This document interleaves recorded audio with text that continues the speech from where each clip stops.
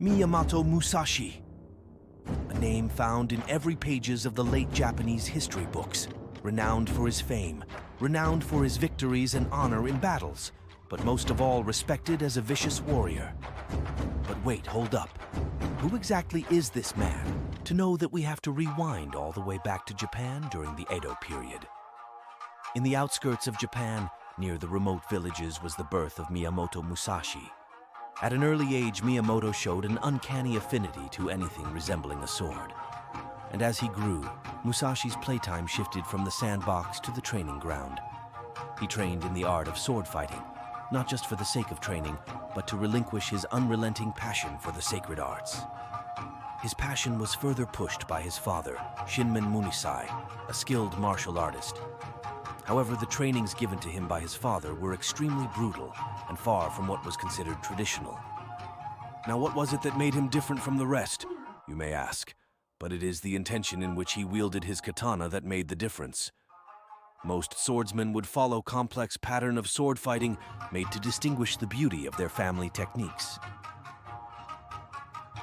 However, Musashi's sword arts were simple, sharp, and precise. He wielded his blade to finish his enemies quickly and accurately, and nothing more. Later in his life, he had to go through the loss of his father, leaving him deeply sorrow, but his uncle Dorinbo stepped up to Miyamoto's legendary pathway. Dorinbo tortured his nephew with grueling trainings, consisting of hours of dawn kata practice, which was a series of choreographed movements with the katana, focusing on precision, fluidity, and a desire to kill his opponents.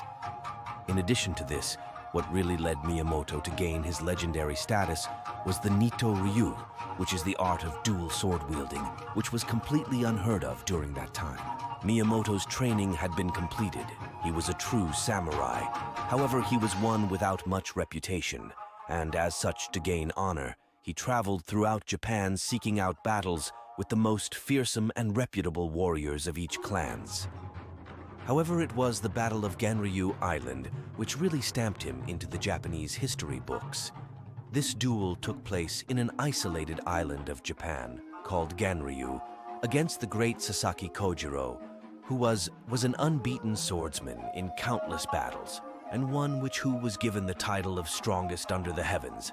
However, he was always compared to the likes of Miyamoto, and as such, this legendary battle was underway to prove who was really the strongest.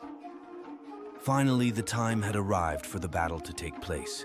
However, Miyamoto was nowhere to be seen. Kojiro waited endlessly until finally there was a sign, Miyamoto sailing towards the island shore. Kojiro took one look at his rival and was immediately humiliated.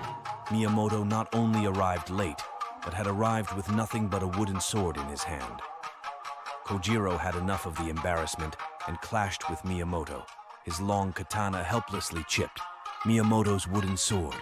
Yet Musashi was never pushed back. The two warriors knew nothing outside of their battle.